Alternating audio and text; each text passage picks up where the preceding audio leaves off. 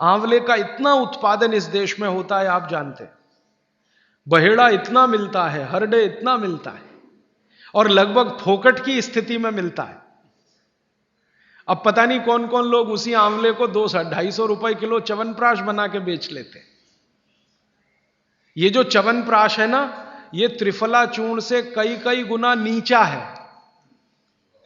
च्यवनप्राश पे जितना खर्चा कर रहे हैं उससे बहुत कम खर्चे में आप त्रिफला खाइए, च्यवनप्राश से भी ज्यादा असर है।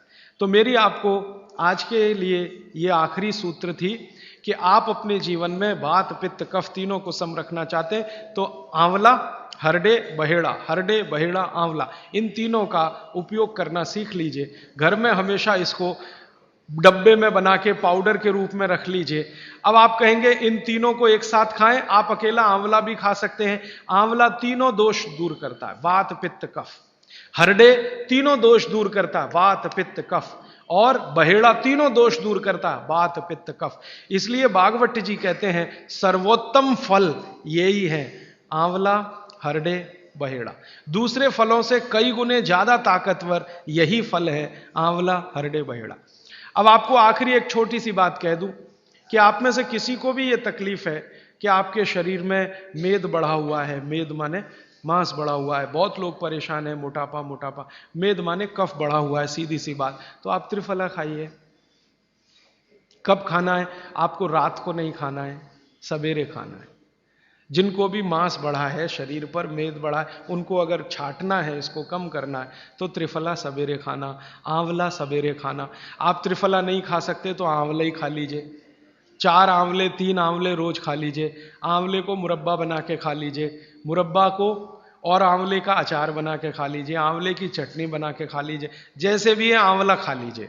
3 से 4 आंवला जितना होता है ये पेट में जाते रहे तो साल भर में आप देखोगे आप पहले से ज्यादा स्लिम और ट्रिम हो जाएंगे।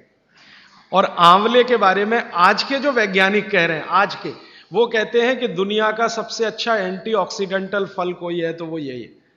एंटीऑक्सीडेंट माने जो ऑक्सीडेशन की क्रिया को कम करे, और शरीर में हमेशा ऑक्सीडेशन चलता है। ऑक्सीडेशन में उम्र कम होती है, शरीर के हर अंग का क्षय होता है। तो अगर उम्र बढ़ानी है और अंगों का क्षय बचाना है तो आंवले से अच्छी कोई चीज नहीं। दैनिक जीवन में भोजन में इसको जरूर धारण करिए।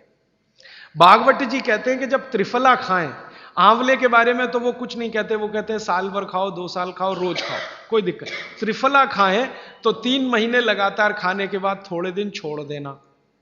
3 महीने 90 दिन खा के थोड़े दिन छोड़ देना, माने 15-20 दिन छोड़ देना, फिर अगले 3 महीने खा लेना, फिर 15-20 दिन छोड़ देना, फिर 3 महीने खा लेना। क्यों कर लेना ऐसा? वो कहते हैं कि ये छोड़ना जरूरी है बीच में, नहीं तो शरीर को आदत लग जाती है, और वो आपने अगर छोड़ा नहीं तो आपको कुछ दुष्परिणाम भी दे सकता है। लगातार अगर त्रिफला खाया तो कई दिन ऐसा लगेगा कमजोरी आ गई, अगर बीच में छोड़ा नहीं तो। छोड़ के खाना। अब किसी व्यक्ति के लिए ये छोड़ने का समय है वो 3 महीने से थोड़ा पहले भी हो सकता है, ज्यादा भी हो सकता है, इसलिए मैंने बीच का बताया। 3-3 महीने करके छोड़ छोड़ के खाना। अब आज के लिए सूत्र इतना ही, आगे प्रश्न जी। मात्रा कितनी?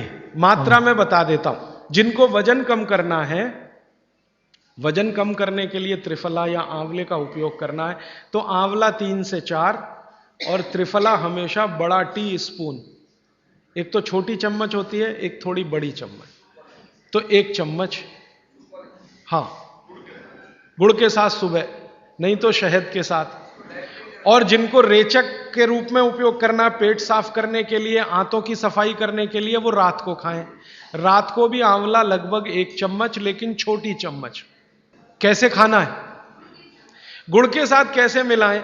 आंवले का चूर्ण आपके पास है, थोड़ा गुड़ ले लो, चूर्ण और गुड़ को ऐसे हाथ से मसल दो, वो लड्डू जैसा हो जाएगा, गुड़ उसको अपने में समा लेगा, फिर गुड़ खा लो। पीछे से थोड़ा दूध पी लो।